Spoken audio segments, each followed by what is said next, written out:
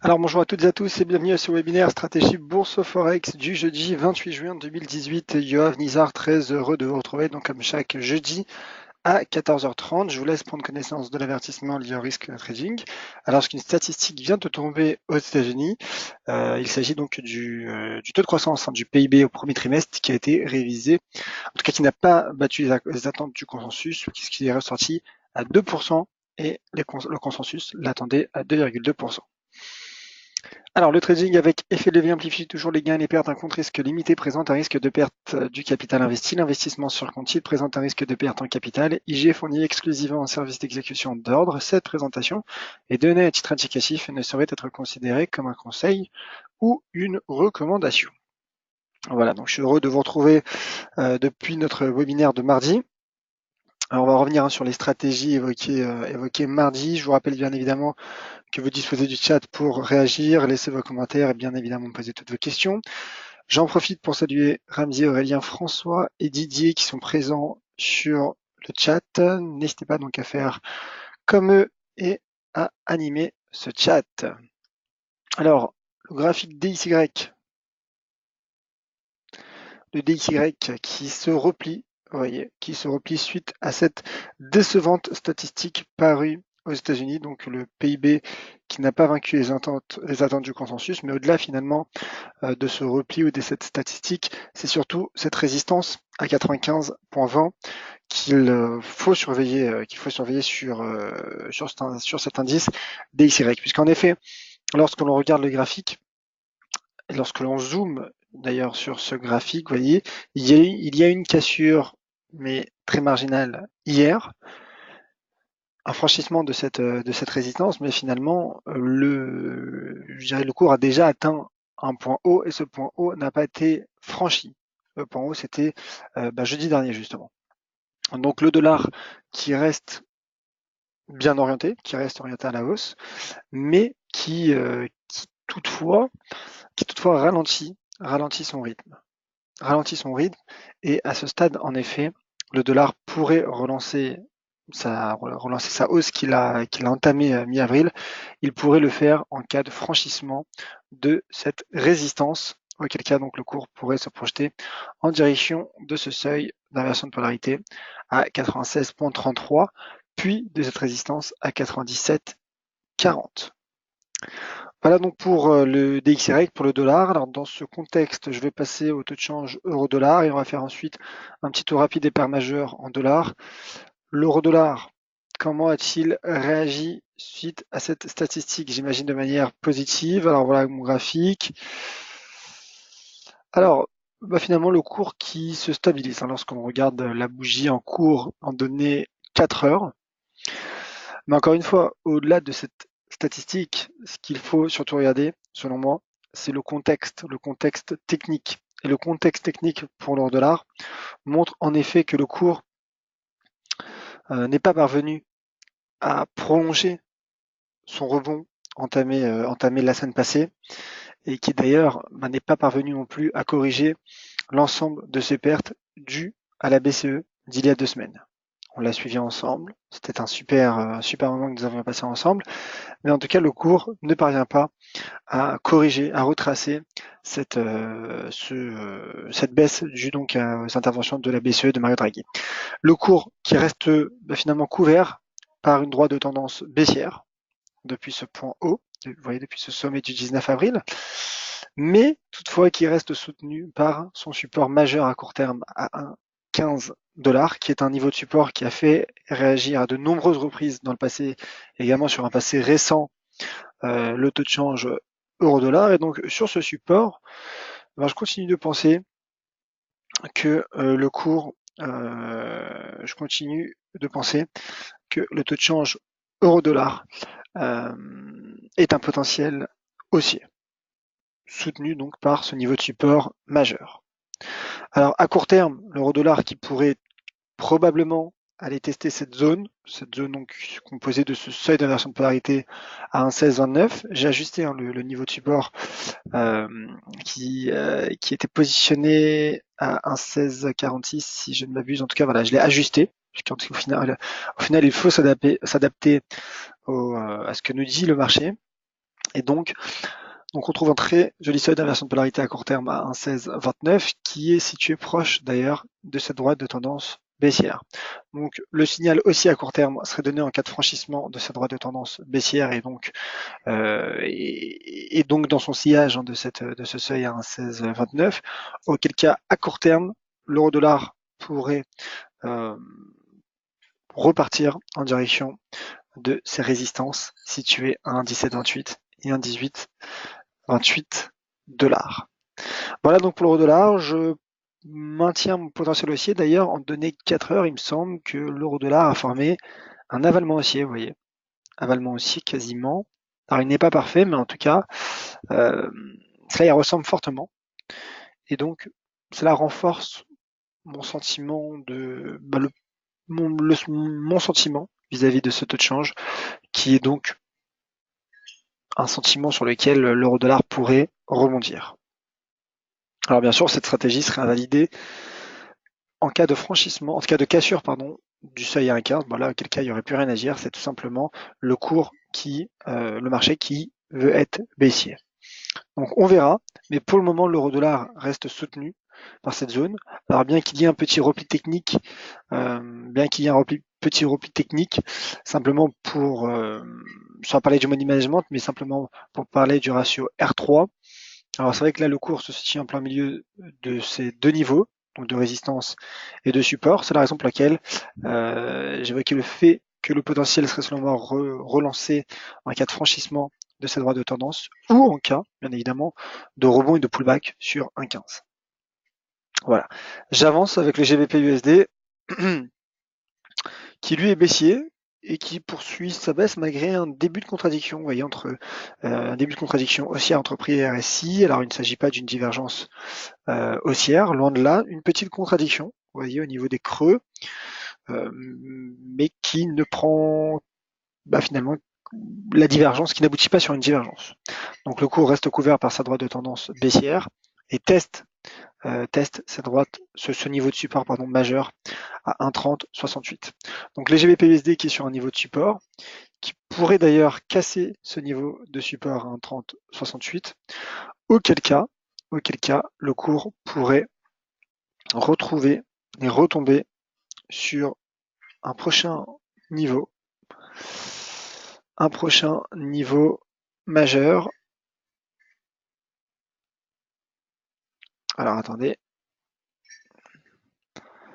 voilà, je le positionne en même temps pour que ce soit clair pour vous. Alors il y a un premier niveau hebdomadaire qui pourrait donc qui pourrait accueillir le GBP USD à 1,2850 en cas de cassure donc de ce niveau à 1,3068 que l'on retrouve d'ailleurs également en données hebdomadaires. Donc risque baissier sur le GBP-USD, mais le GBP-USD est sur un niveau de support. Sur un niveau de support, on ne peut pas donner de stratégie baissière. On peut en revanche surveiller une éventuelle cassure. L'USD-Yen, et ensuite je passerai au pair en euros. L'USD-Yen qui lui tergiverse toujours, mais qui reste soutenu par cette droite de tendance haussière. Donc là, en effet, bien qu'il y ait un potentiel de rebond, voilà, il y a en effet un potentiel de rebond sur cette zone composée donc de cette droite de tendance haussière et de cette ancienne résistance d'inversion de polarité d'ailleurs à 109,91. Donc techniquement, je pense que le cours pourrait retrouver cette zone de résistance entre 110,75 et 110,92. Donc ça, c'est pour une stratégie en effet court terme. Je regarde le graphique 4 heures pour voir en effet quels sont les patterns. Donc déjà, je vois un MACD en 4 heures qui se situe en territoire positif.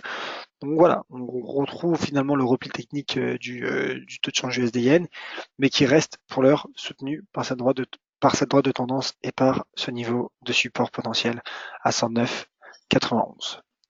L'euro GBP à présent, l'euro GBP qui lui tente une accélération, qui tente de franchir cette résistance que je vous propose tout de suite. D'ailleurs, ça y est, il a franchi en données 4 heures. Donc ça, c'est en effet un premier signal à prendre en compte.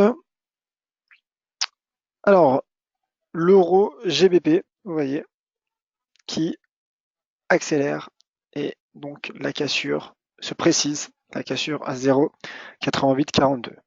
Donc après avoir rebondi sur cette zone de support entre 0,8730 et ce droit de tendance haussière, le cours a franchi coup sur coup 0,88 et est en train d'effectuer un breakout sur 0,8842. Alors bien sûr, la séance n'est pas encore clôturée, mais au vu finalement de la tendance, du momentum aussi, également de l'indicateur MACD, vous voyez, qui accentue sa hausse, j'imagine que l'euro GBP pourrait clôturer au-dessus des 0,8842. Donc là, c'est pareil, est-ce que dégager tout de suite une stratégie haussière serait convenable? Alors déjà, premier élément à prendre en compte, c'est que la bougie en cours n'est pas encore clôturée, donc le risque de repli demeure. En revanche, ce qui serait peut-être plus prudent à faire avant de dégager une telle stratégie, je parle pour moi bien sûr en tant qu'analyste, c'est éventuellement d'attendre un éventuel pullback sur 0,8842, voir un test et un nouveau franchissement du seuil à 0,8898. Car là, en effet, vous voyez, le cours est en plein milieu de ce range, de cette résistance et de ce niveau de support. Donc au final, ce serait quasiment du 1 pour 1. Donc est-ce que ce serait une chose à faire? Ça, ce n'est pas à moi de le dire, mais en revanche, ce que je peux dire, c'est que dans un but d'optimisation du ratio R3, en effet, je pense qu'un éventuel pullback qui d'ailleurs pourrait ne jamais prendre forme serait peut-être plus subtil pour dégager, pour ma part encore une fois en tant qu'analyste, une stratégie haussière sur l'euro GBP. L'euro franc suisse, à présent, d'ailleurs je parle des paires en euros, mais demain il y aura une statistique majeure au sein de la zone euro, ce sont les chiffres de l'inflation. Alors l'euro franc suisse qui fluctue à l'intérieur d'un range entre 1,1502 et 1,1597, donc proche finalement des seuils entre 1,15 et 1,16. Alors en données journalières, qu'est-ce que cela nous donne? Je vais simplement supprimer les tracés en données hebdomadaires pour que ce graphique journalier que je trouve intéressant puisse vous paraître plus clair et plus épuré. L'euro franc suisse qui donc rebondit sur la partie inférieure d'un range. Alors cette fois-ci, le range est ajusté à 1,1486. Vous voyez, il part de plus bas. Et la partie supérieure se situe à 1,1643. Donc je pense, lorsque je regarde ce graphique, qu'un retour sur 1,1643 paraît envisageable. Alors le court test à court terme, vous voyez une petite résistance à 1,1557. Mais en tout cas, en l'absence de cassure de ce seuil à 1,1486, l'euro franc suisse qui pourrait atteindre la partie supérieure de ce range. L'euro-CAD enfin, et ensuite je passerai à l'once d'or et au CAC et au DAX. Alors l'euro-CAD qui a franchi en début de semaine, 1,5514, voilà, puisque mardi j'avais parlé de l'éventuel pullback sur 1,5514 qui n'a pas pris forme, puisque le cours est retombé sur un autre niveau de support, et vous voyez comment il réagit sur cet autre niveau de support, 1,5357. Donc le cours qui réagit, et ce cours d'ailleurs, ce niveau de cette ancienne résistance devenue support, est situé très proche de ce niveau de Fibonacci à 38,2%. Alors oui, le précédent niveau 1,5514 correspondait encore mieux aux 50% de retracement. Au final, ça n'a pas pris forme. Mais en tout cas, je me dis que si le pullback se concrétise, là, le signal technique pourrait, en effet, un signal technique haussier pourrait prendre forme, auquel cas l'euro-CAD, l'euro-dollar canadien, pourrait retrouver 1,5514 à court terme, puis en cas de franchissement, il pourrait retrouver ce sommet à 1,5586 et éventuellement, en cas de poursuite, de reprise plutôt haussière, 1,5707. Pour l'heure, ma stratégie reste haussière pour l'euro face au dollar canadien. En cas de cassure de ce support à 1,5357, le cours pourrait retomber en direction des 1,52 et plus précisément 1,5167. Voilà, passons au cours de l'once d'or. Si vous avez des questions sur notre paire de devises, n'hésitez pas à me faire savoir. Alors, le cours de l'once d'or, je vais employer de nouveau une expression que j'ai employée en début de webinaire, que j'ai utilisé en début de webinaire sur le GBP USD. L'once d'or est baissier, ça ne fait aucun doute. L'once d'or est baissier. baissière, pardon. La tendance de l'once d'or est baissière. Le cours de l'or est baissier. Mais le cours de l'or est sur un support à 1252 $. Alors que faire? Que faire? Est-ce qu'il faille jouer le, le support ou jouer la tendance? Alors, typiquement, le cours de l'once d'or est sur un niveau, sur un pivot, Donc ça rejoint ce que je disais tout à l'heure sur le GBP/USD. Surveillez l'éventuelle cassure, puisqu'en cas d'éventuelle cassure, le signal baissier serait donné et le cours de l'once d'or pourrait retomber sur 1236 $. Voilà, donc 1252 pivot court terme. La tendance est baissière et d'ailleurs l'indicateur de momentum accélère à la baisse, creuse en tout cas, il creuse. Les bourses à présent, je jette en même temps un œil sur le chat. Je jette un œil sur le chat. Alors voilà, il y a une réaction de François sur le chat sur le cours de l'or justement, qui dit que l'or est survendu. Alors oui, quand on regarde cet indicateur RSI, cela nous dit qu'il est survendu. Mais encore une fois, il faut savoir ce que signifie l'indicateur RSI. Au contraire, pour reprendre l'une des expressions d'un de mes anciens collaborateurs, si le cours, si le RSI est en position de vente, cela ne veut pas dire que le cours va repartir. Au contraire, cela veut dire qu'il y a la présence d'une tendance baissière et d'un momentum baissier. Il y a la présence d'un momentum baissier, d'un rythme défavorable.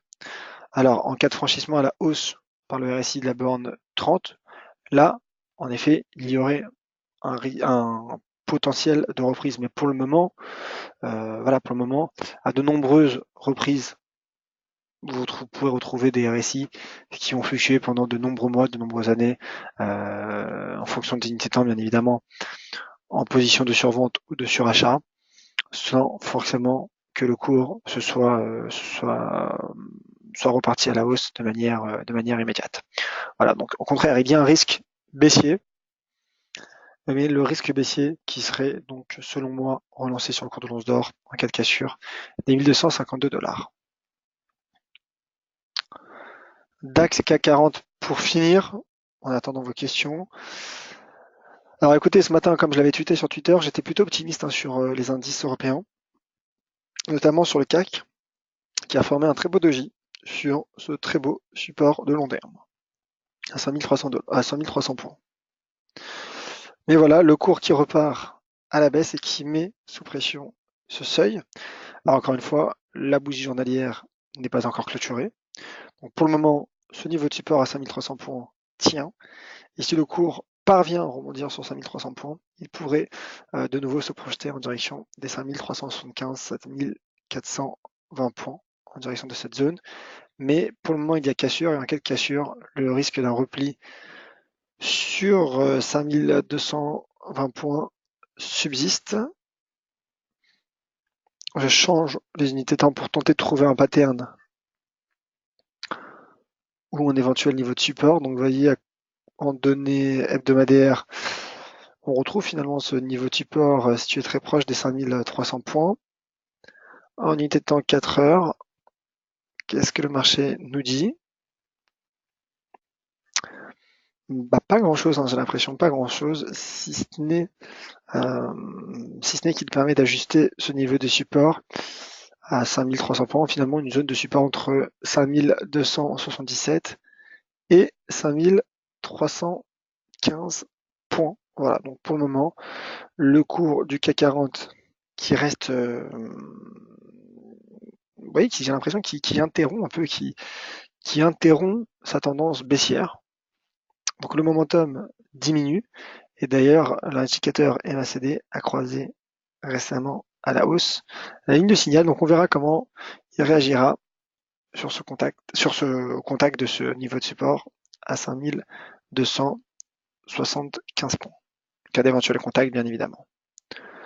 Le DAX, pour une analyse finalement assez proche. Le DAX également qui a formé un marteau mardi, qui a rebondi hier, mais qui repart à la baisse et qui donc casse pour le moment ce seuil de retracement de Fibonacci de cette tendance haussière à 61,8% suite à la formation des deux d'un double top, d'un double sommet, qui est une figure de retournement à la baisse. Le cours qui part tester, en tout cas en direction d'un test à 12 059 points, qui correspond au 76,4% de retracement.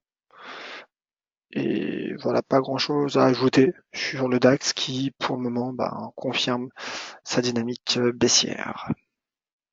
Et donc cela, bien sûr, affaiblit également la perspective du CAC 40, puisque en raison de la corrélation entre les indices européens. Voilà donc pour ce tour d'horizon de la séance du 28 juin 2018. Et bonjour à Julien qui vient d'arriver un petit peu en retard. Bienvenue mon cher Julien. Alors, les deux questions de François. Alors la première, une bonne nouvelle. L'euro à 1,40. Alors je ne sais pas, c'est l'euro face à quelle devise? Peut-être face au dollar canadien? Je ne sais pas. Alors, on va regarder.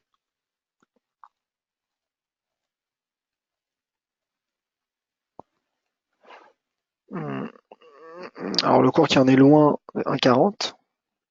Donc je pense pas que vous parliez du dollar canadien. En tout cas, mon cher François, pour les indices américains, on va regarder ça tout de suite.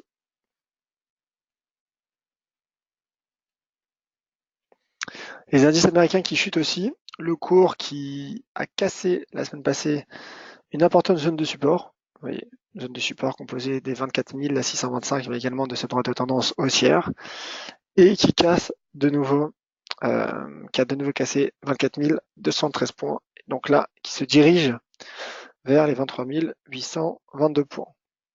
Donc prochain support 23 822, et en cas de cassure, le cours qui pourrait, selon moi, retomber sur ce niveau de support situé à 23 606 points.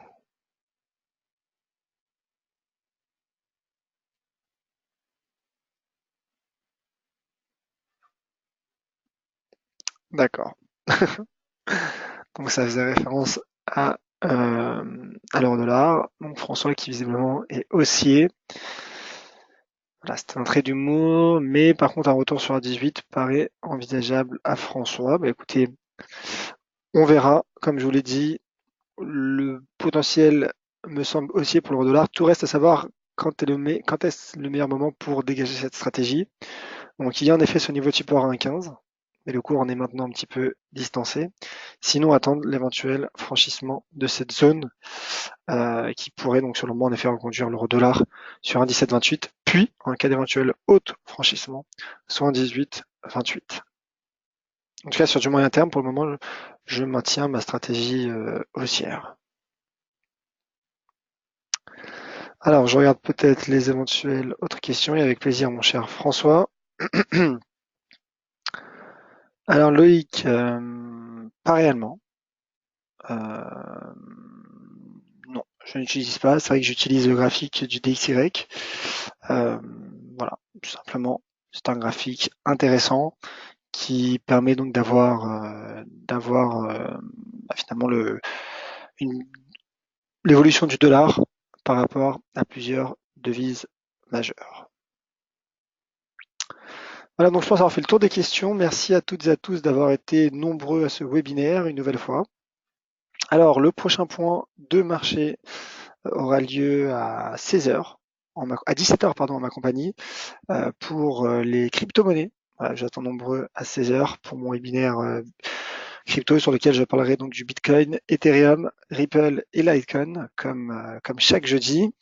Et mon prochain point Forex et bourse aura lieu demain matin comme chaque vendredi à 10h30. Voilà, donc je vous attends nombreux tout à l'heure à 17h et demain matin à 10h30. Merci à toutes et à tous. En attendant, n'hésitez pas également à me contacter via Twitter, @YoavNizar.